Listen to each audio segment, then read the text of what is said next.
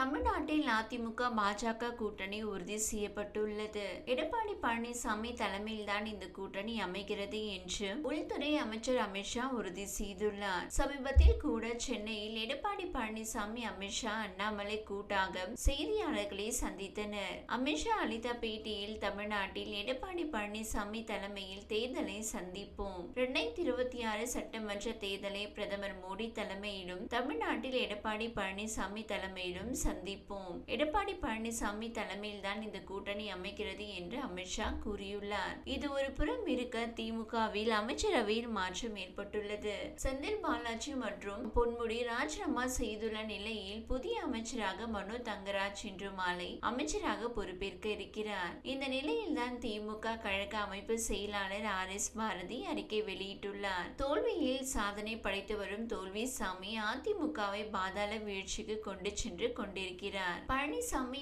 ஆட்சியில் அமைச்சரவை மாற்றமே நடக்கவில்லையா? செந்தில் பாலாஜி, பொன்முடியின் பதவி விலகல் குறித்து கருத்து தெரிவித்திருக்கும் எதிர்க்கட்சி தலைவர் எடப்பாடி பழனிசாமி, திமுக ஆட்சியின் பாதாள வீழ்ச்சி ஆரம்பித்து விட்டது, ஆட்சி மாற்றத்திற்கான விதைகள் துளிர்விட தொடங்கிவிட்டன என சொல்லியிருக்கிறார். தேர்தலில் தோற்றால் கூட பரவாயில்லை, அடுத்த தேர்தலில் வெல்ல முடியும், ஆனால் கட்சி விழுந்தால் தேர்தலில் வெற்றி சாத்தியமே இல்லை என்ற அடிப்படை கோட்பாடு எல்லா கட்சி தலைவர்களிடம் உண்டு. 2026 ஆண்டு சட்டமன்ற தேர்தலில் கட்சி தோற்றாலும் பரவாயில்லை, தன் மீதும் தன் மகன் மீதும் சம்பந்தி மீதும் அமலாக்கத்துறை, வருமான வரித்துறை, CBI நடவடிக்கைகள் பாய்ந்துவிடக் கூடாது என கட்சியை பாஜகவிடம் அடகு வைத்த கூட்டணிக்கு சம்மதித்த பழனிசாமியின் அரசியல் பாதாள வீழ்ச்சியின் கவுண்டவுன் தொடங்கிவிட்டது.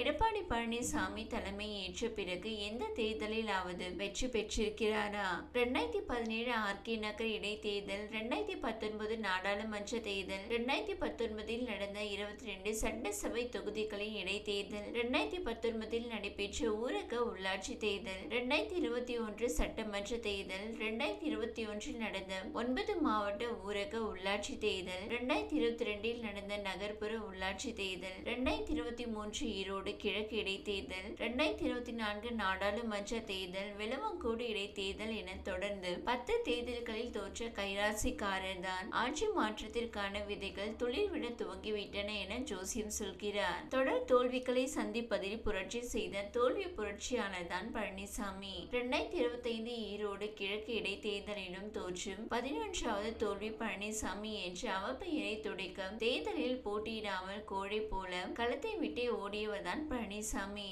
தன் கைக்கு கிடைத்த கட்சியை சீரழித்து சின்ன பின்னமாக்கி தோல்வியில் சாதனை சரித்திரம் படைத்து வரும் தோல்விசாமி அதிமுகவை பாதாள வீழ்ச்சிக்கு கொண்டு சென்று கொண்டிருக்கிறார். செந்தில் பாலாஜி, பொன்முடியின் பதவி விலகல் பற்றியெல்லாம் பேச பழனிசாமிக்கு அருகதையே இல்லை. தன்னுடைய ஆட்சியில் அமைச்சரவை மாற்றம் செய்யாமல் ஆட்சி செய்தாரா? தகவல் தொழில்நுட்பத்துறை அமைச்சர் மணிகண்டனின் பதவியை எதற்காக பறித்தீர்கள்? பொது சொத்துக்கு சேதம் ஏற்படுத்திய வழக்கில் தண்டனை பெற்றதற்காக பாலகிருஷ்ண ரெட்டி அமைச்சர் பதவியை இழக்கவில்லையா? இதையெல்லாம் பழனிசாமி மறந்துவிட்டாரா? வளம் கொழிக்கும் அரசு கேபிள் டிவி நிறுவனத்தை கைப்பற்றுவதிலும் தக்க வைப்பதிலும் நடந்த மோதலில் உடுமலை ராதாகிருஷ்ணனுக்காக மணிகண்டனை அமைச்சர் பதவியிலிருந்து பழனிசாமி நீக்கினார். திருப்பூரில் நடந்த எம்ஜிஆர் நூற்றாண்டு விழாவில் முதல்வர் பழனிசாமிக்கு பக்கத்தில் யார் அமர்வது என்ற நாற்காலி சண்டையில் ஒரு நாற்காலியை இருவரும் பிடித்துக்கொண்டு உடுமலை ராதாகிருஷ்ணனும் பொள்ளாச்சி ஜெயராமனும் சண்டை போட்டதும் தமிழ்நாடெங்கும் நாறியது.